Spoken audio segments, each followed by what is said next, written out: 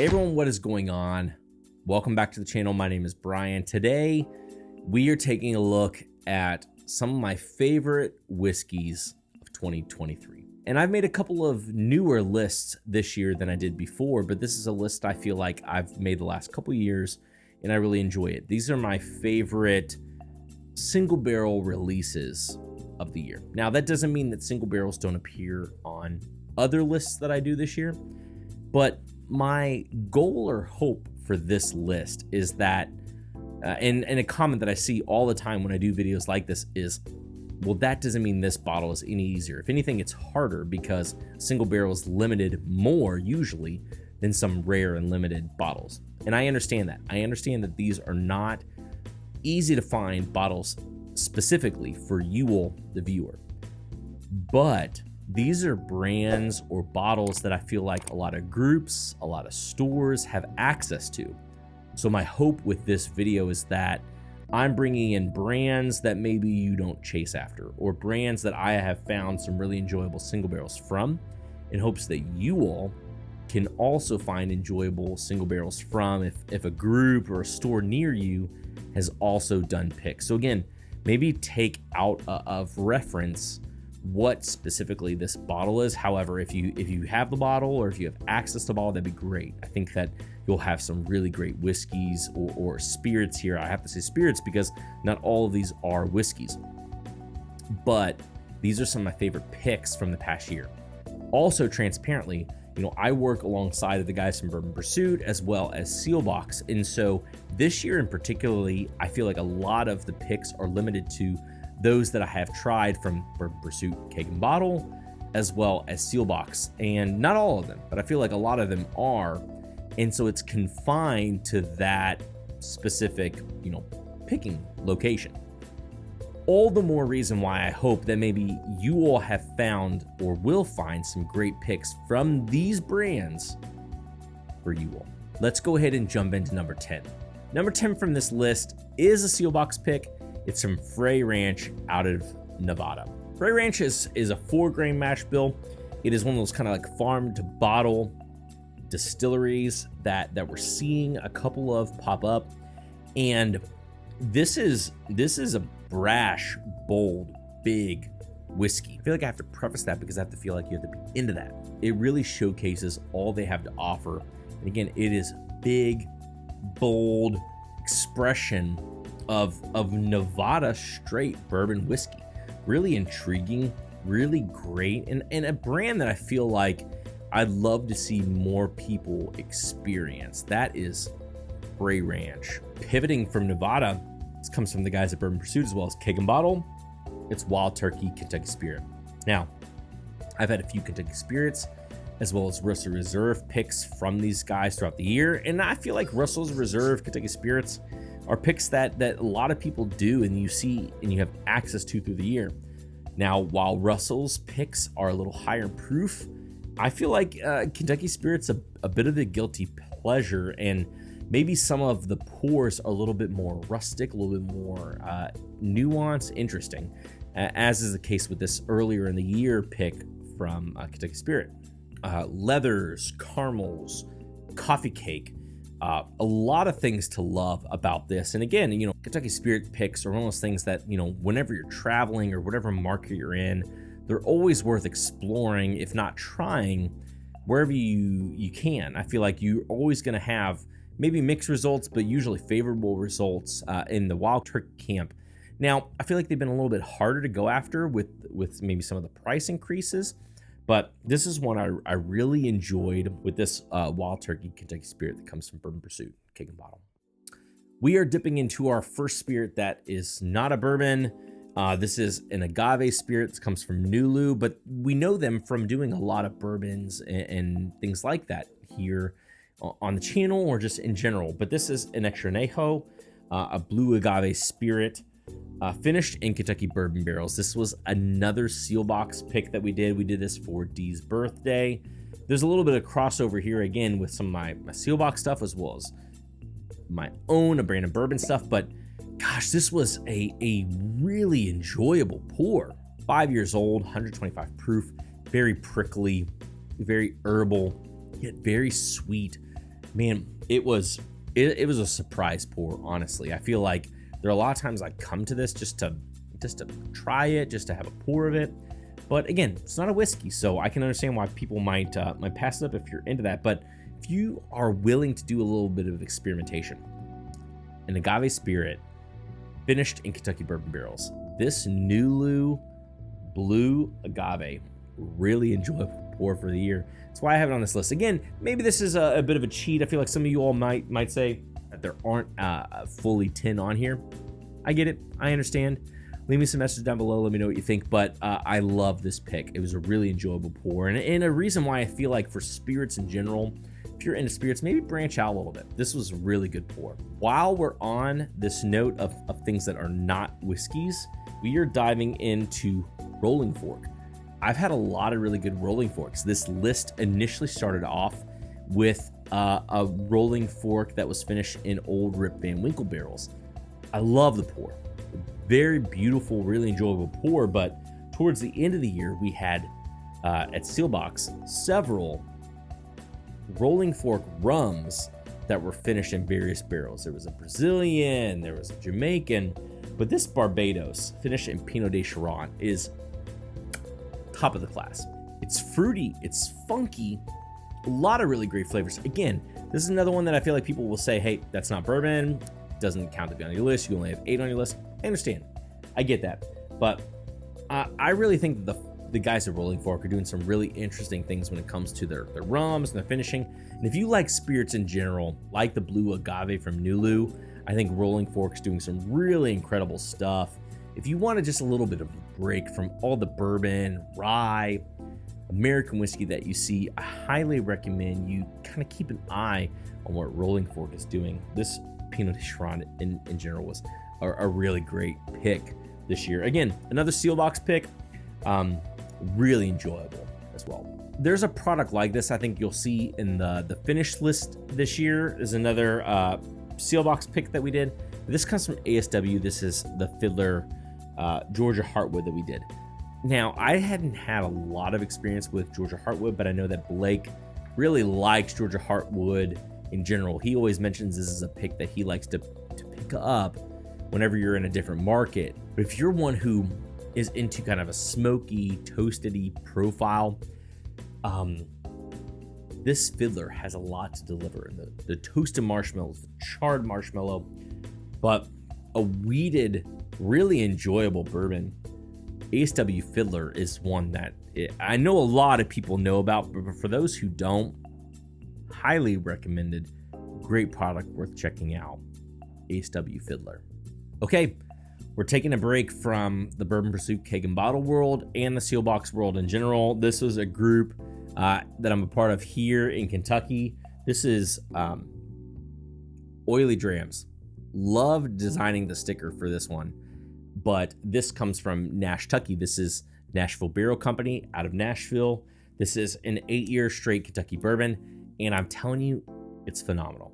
I'd put this up against a run of Willets that I really enjoy. I feel like for some people, price could potentially be an issue, but if you want well-aged, heavy-hitting bourbons, it is hard to do better sometimes than these Nash Tuckies. This is a beautiful bottle, hard-hitting, super enjoyable, big fan. Glad to have been a part of the pick of this, but also just love drinking this one. This is Nash Tucky, 8-year Oily Drams that comes out of Kentucky. This is Blue Note Juke Joint. This is the 3 BBL, but Seelbach has done several various picks throughout the year. They're all good. This is a bottle that it comes in, I think, under $50 for a barrel strength, unfiltered release. Blue Note specifically is out of Memphis. This is Kentucky bourbon. These are some of the best bottles for the money. A little hot, but great flavor. If you're one who likes Buffalo Trace products, maybe like Stag Junior or anything like this is like a junior to Stag Junior. So I feel like, again, a little hot, a little young, possibly, but depending on the barrel, cherries, vanillas, brown sugar bombs, there is a lot to like, and it's really hard. It's very forgiving, really hard not to love these Blue Note juke joints. Again, like I mentioned in kind of my bourbon video in general, this is a bottle, not this pick specifically, but Blue Note juke joint is something I recommend to a ton of people who are wanting kind of a high proof bourbon experience. And if you're able to find a store, a group, or anything like that that does a store pick, a great value. I think it's got the high proof bottles. Now, they mention sometimes on the back that they're not quite 4 years old. So these are young barrels sometimes they're putting out, but great product and a lot of richness, a lot of fullness for the age. I love what they're doing, and I love a lot of the bottles I've had from Blue Note. We are tapping into the top 3, and while all of the bottles I have tried have been Seelbach picks, I know other stores that have had them too. And it doesn't diminish the fact that I mentioned, I think this is one of my favorite drinkers of 2023, and that is the Old Route 8 from Augusta Distillery. Now, again, this is barrel 31. This is a Seelbach pick specifically. However, Seelbach did 10 different barrels of Old Route 8. And while you're seeing other brands raise in price and maybe harder to find, I think these Old Route 8s are just a beautiful example of Kentucky straight bourbon, cask strength with a ton of flavor and good amount of oak. They're all good in their old right, but I think that Old Route 8 has been a great balance when it comes to price as well as flavor to expect for something that I've seen on the shelves in Liquor Barn, Total Wine, all these places that have well-aged products with pretty accessible finding. Now, we've seen they have the Augusta 10, 13, maybe the Buckner's 10, 13, 15-year line. So they have things that are older than this product too, but this is probably the most accessible price point, accessible finding, and still has a lot of great age, especially to go up against Russell's picks, 10 years, things like that. The price is gonna punch a little bit higher, but I think you'll run into a really great drinking experience with the Old Route 8. Coming in at number 2 is another one that I feel like could have been in my top finished whiskeys of the year list. Probably should have been, but it was so enjoyable. I felt like it was worth mentioning here on the pick list. That is the Starlight bourbon finished in blueberry port barrels. For all intents and purposes, it sounds weird, it sounds radical. It does not sound like something like it's just so different from what you experience. It again could have been in the finished, could have been in the craft, could have been in a bunch of lists. However, we did a bunch of Starlight picks this year. A lot of really great ones from VDN, Toasted, all types of things. Really good picks. However, when I finally got a chance to try this bottle bourbon of the blueberry port finished, this is like, hey, this is the digestif, the end of the night pour. I was really surprised, and every time I came to it, how much I enjoyed this pour. As much as it seems like a gimmick, I feel like it's got these great chocolate, fruity notes. Again, this kind of aperitif, digestif type category, something that's just really kind of palate cleansing, maybe a little bit dry in profile. Really interesting flavor, and honestly, I think that maybe the reason why I put it in this particular list of picks is it showcases really a lot of things that Starlight can do. Starlight has some of the most interesting finishes going on in the game, regardless of what you think about Starlight's base product or pot stilling or how you can tell the spirit underneath. There is a lot of really interesting flavors to love from this bourbon finished in blueberry port barrels. Really unique barrel, really enjoyable, and glad to see it. Regardless of the list, glad to see this bottle. Hope that you all find something unique from Starlight this year, or you get a chance to try this blueberry port barrel. Now, again, I feel like I gotta get a little bit of transparency here. I do work with the Pursuit Spirits guys in regards to social media, marketing, all those types of things. However, for Seelbach, we had a chance to do a barrel pick of Pursuit United, as categorized as a Pursuit series. This is a series they've done for a really long time. They're not always picks. Sometimes they're just single barrels that they have. But this was a pick that we did when Seelbach tasted. Also, we got together with the folks from Lucky 7 and we tried some things for them as well. But this was a rye pick that we did. This was a 5-year-old barrel from Kentucky, came in cask strength at 89.4%. So this was a really, really unique barrel.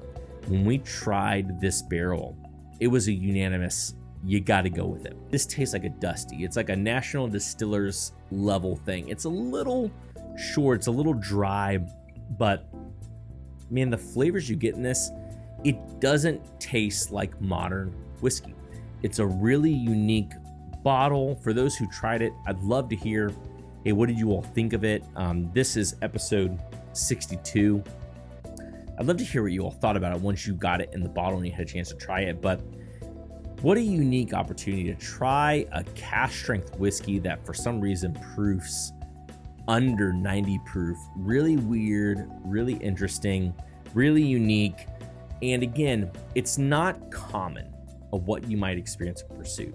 It's not common of what you maybe would experience in their single barrel select program, but it's one that fits into this single barrel pick that I felt like maybe it didn't fit into the others. I could have put it in the rye category specifically.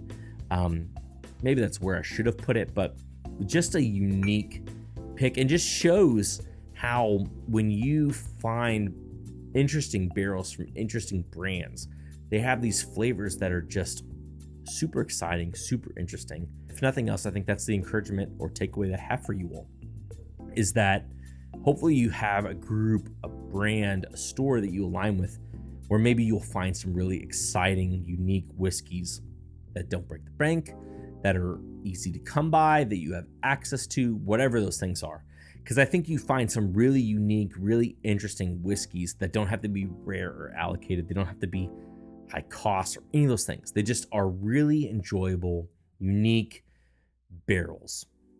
And that's what I love showcasing in this kind of single barrel pick category. And I hope that you all find some really exciting stuff in your all's market too. Let me know down below what you all think about these specific bottles. If you tried them, let me know if you've tried other bottles from these brands and if you've enjoyed them down in the comments below. Thanks everybody, as always, for tuning into the video. Hope you will enjoy the content. Look forward to the other videos we have in the series as we continue to go. We got Rare Unlimited left. We got maybe some finished whiskey left. We'll see. Maybe some rye whiskey, some American whiskey coming up, and other of the top lists that we have this year. Thanks everybody for tuning in to another video. Till next time, see you all later.